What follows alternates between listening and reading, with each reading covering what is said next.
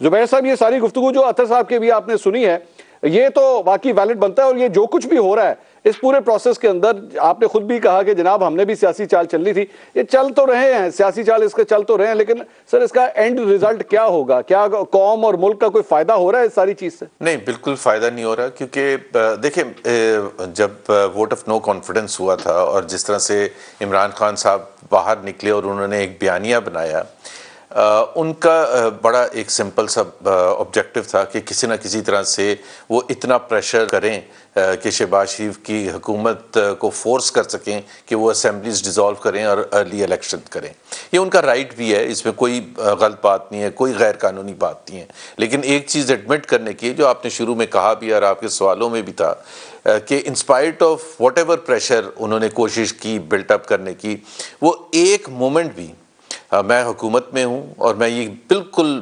Clearly बताऊँ, there was not a single moment in this last 9 months जब शहबाज शरीफ हुकूमत को ये दबाव था कि अब क्या करें।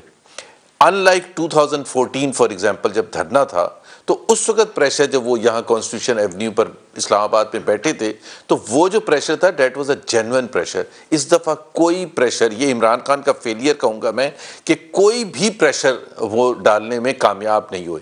बड़े बड़े जलसे भी किए हैं, बहुत ज़्यादा जलसे भी किए हैं, लॉन्ग मार्च का थ्रेट भी किया है, and finally he ran out of all options. जब उन्होंने पिंडी में जाके ये कहा कि जी मैं अब असेंबलीज तोड़ूंगा, वो ऑप्शन उनके पास पहले भी था।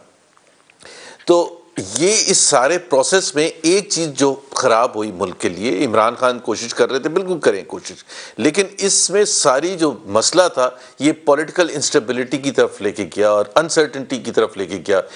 एक बिजनेस के पॉइंट ऑफ व्यू से, इकोनॉमी के पॉइंट ऑफ व्यू से एक कॉन्फिडेंस होता है, मोमेंटम चाहिए होता है कि मुल्क के हालात के हवाले से, इसमें अपोजिशन और हुकूमत की बात नहीं है, हुकूमत की नाअहली या अहली की बात नहीं है, लेकिन इस माहौल में कोई भी बिजनेसमैन आगे बढ़ के इन्वेस्टमेंट करने के लिए तैयार नहीं होता। And one thing leads to another thing. So Pakistan में जो हिजानी कैफियत, इमरान खान उस हद तक वो बिल्कुल कामयाब हुए हैं और उन्होंने पॉलिटिकल इंस्टेबिलिटी को उस अरूज तक पहुंचा दिया। जुबैर साहब बड़ी माजरत के साथ, जुबैर साहब बड़ी माजरत के साथ, अगर पंजाब और केपी के अंदर उन्होंने असेंबलियां तोड़ी और ठीक है उन्होंने इलेक्शन कराने का फैसला कर लिया, लेकिन यहां पे अब तकरीबन 80 इस्तीफे जो है वो टोटली आपने एक्सेप्ट कर लिए हैं और 70, तो मतलब इन 2 दिनों के अंदर 70 इस्तीफे एक्सेप्ट कर लिए हैं। इन 70 इस्तीफों को एक्सेप्ट करने के बाद जो ज़िमनी इंतखाब होगा और इसका बिल जो इलेक्शन कमीशन ऑफ पाकिस्तान को आएगा और हुकूमत, अल्टीमेटली हुकूमत ऑफ पाकिस्तान को आएगा, ये तो आपका अपना इंस्टिगेटेड है ना, ये तो आपका अपना एक्टिवेटेड है कि ले जनाब ये 70 ज़िमनी इंतखाबात भी हम करवा लेते हैं ताकि और भी हमारा खर्चा हो जाए। तो ये मुसीबत तो आपने खुद अपने ऊपर ली है, इसका फायदा क्या होगा?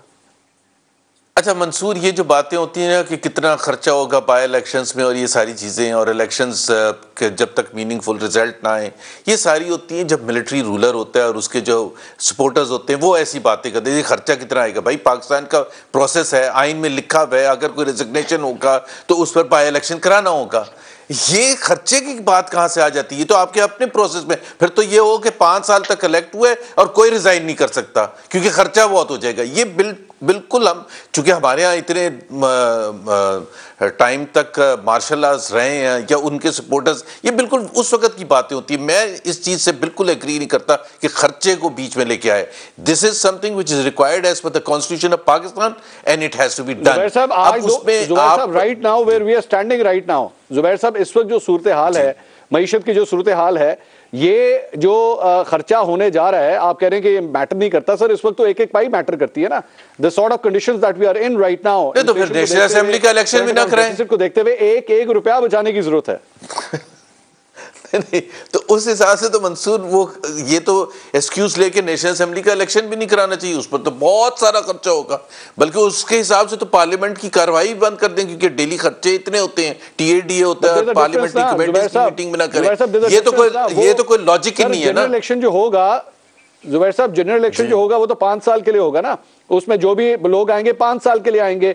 अभी जो आप ज़िमनी इंतखाबात करेंगे इसमें जो भी इलेक्ट होगा, इररिस्पेक्टिव वो इमरान खान साहब सारे हल्कों से खुद इलेक्शन लड़े और व्हाटएवर हैपेंस, वो तो सर हार्डली 2 या 3 महीने। ये भी मैं आपको बता दूं मंसूर, एक्सपेंडिचर। अच्छा मंसूर ये भी मैं आपको बता दूं, 5 साल के लिए नहीं होएगा। ये डिपेंड करता है कि नेशनल असेंबली के इलेक्शन का रिजल्ट क्या आएगा, क्योंकि इमरान खान साहब ये तो शुरू से चाहते हैं, जब से वोट ऑफ नो कॉन्फिडेंस हुआ है, कि असेंबलीज टूटे और नया इलेक्शन होए, but he wants an election जिसमें ना सिर्फ वो जीते बल्कि 2/3 से जीते, और अगर नहीं होगा तो फिर कॉन्स्टिट्यूशन एवेन्यू में आके धरना दे देंगे। मस्त ये आप 5 साल का ना समझ के बैठे। So we are equally, of course, मेरे पॉइंट ऑफ व्यू से तो सबसे बड़ा मसला पाकिस्तान का ये है कि आपको किसी ना किसी तरह से इमरान खान को सेटिस्फाई करना है।